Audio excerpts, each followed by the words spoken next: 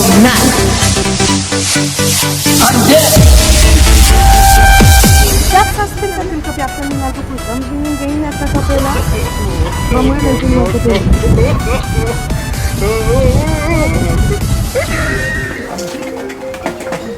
Alors?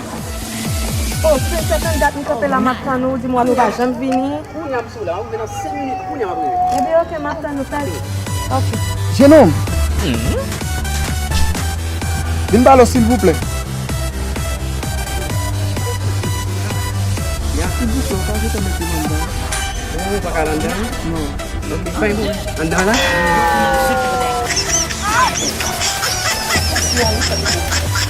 Qu'est-ce que tu dis?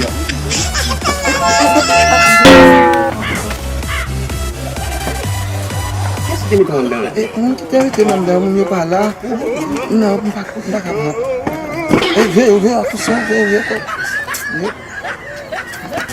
Ah, você dulu? On est là? Lá. Não vai bater? Oui, não vai não. Não sabe tu vai ler? Ça va t'entrer? Para cá, se tem cá, não vai fazer. Eu não vou mudar na base do nome. Eu vou passar devant pour capable de subir o carro de lever meter no chita.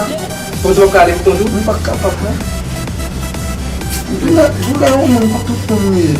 E aí, tá me rápido? Você tá na praça. Tá na situation. Pas na praça. Tá na situation. Ah, mais comment on fait? Eu vou passar, eu vou passar. Qu'est-ce que nous nous demandons? Não vou lá, eu faço. Já vai.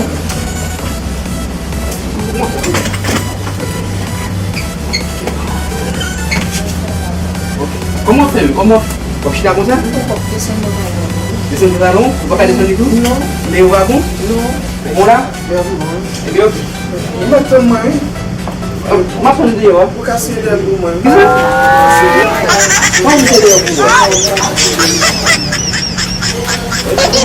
dehors.